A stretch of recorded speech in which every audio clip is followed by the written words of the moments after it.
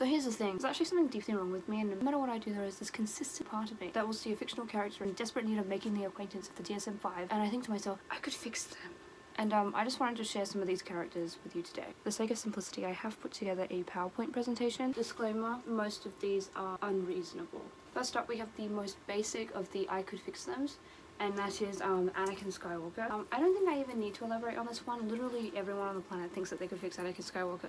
Next up we have Detective Inspector Alec Hardy from Board Chat. Maybe it also extends to whoever the fuck this man is called in Grace Point. I do not know that man. We've just got D.I. Hardy here. He is lower on the tier list of I could fix them. He's not like a murderer slash war criminal. He's just very, very sad. I once tweeted out that I would fuck him into a heart attack, and I still stand by that to this day. Next up we have Bruce Wayne, but specifically just the Robert Pattinson version. He's so sad and so rich. Literally all he has is autism and trauma. Literally any villain from ABC's Once Upon a Time. One day I will do a video about this show because it's garbage, but it's my special garbage. Only I'm allowed to talk bad about this show. Don't watch it for the first time in 2025. Watch it at 12 years old. Watch it weekly on torrented sites because Australia's way too far behind with airing the episodes, just like God intended. Literally wouldn't even be that hard to fix them because by the end of the show, literally almost all of them already were. Really funny, I have like literal criminals on this list, but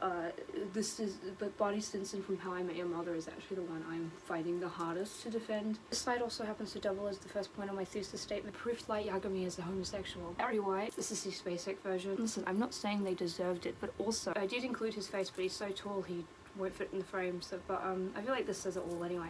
I don't actually believe I could fix Jeff Winger. In fact, I actually believe I would make him worse, but it felt wrong not to include him. The Master from Doctor Who, it doesn't even matter what incarnation, even the crispy ones. Henry Winter from The Secret History by Donna Tartt. He's Patrick Bateman for the Dark Academia girlies. Everyone in this book is deplorable, but Henry is a sexist while doing it. Lestat. Fun fact, people are not actually born gay. What actually happens is people watch BBC Merlin at a formative age and see Katie McGrath as Morgana Pendragon and are then turned gay. She's not in the slideshow, but also honorable mention to Lena Luthor because she's also played by Katie McGrath and she's also very sad. Bald Bitch from the Tangled TV show. I don't even really know what her deal is, I just know I could fix it. Jason Dean from Heathers. You'll notice that I did not in fact include the musical version. I don't like him enough to bother to fix him. Dorian Gray. Really any Dorian Gray, but I did include a screen cap from the 2009 movie because this is the one that I had in my head when I added him to the list. And on that note, just any bad guy played by Ben Barnes. Doesn't even matter what they've done really, it just matters that they're played by Ben Barnes. Spider-Man Noir is by far the least morally reprehensible one on this list. Like, he's literally Spider-Man. It's not even like he's a different character. Like, this is just like Peter Parker if he was a 1930s detective noir. As someone who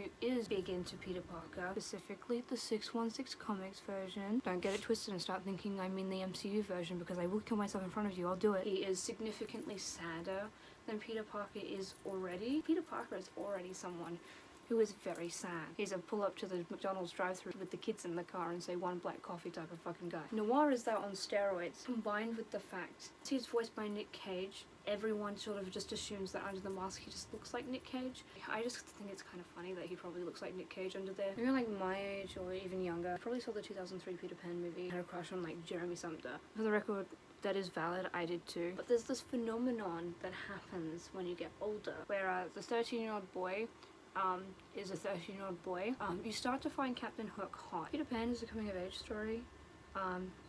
It's terrible. Why the fuck?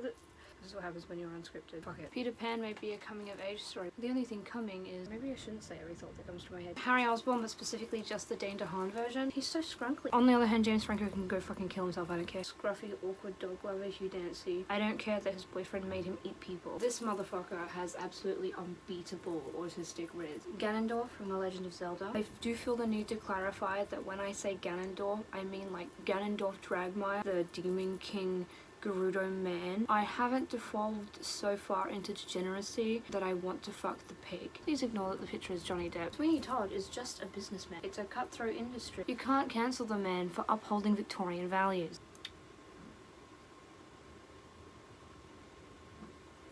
Bowser is a loving father. He has his own land, property, a title. He's King Koopa. He's got a flying pirate ship. Mario is a middle-aged plumber. I truly believe with my heart of hearts that Vecna from Stranger Things is the closest thing that the modern internet era has gotten to a modern-day Tumblr sexy man, which actually almost disqualified him from the list because being a Tumblr sexy man was actually a disqualifying factor when I put together this list. It's 2025 saying that you want to fuck Bill Sipes called Tuesday.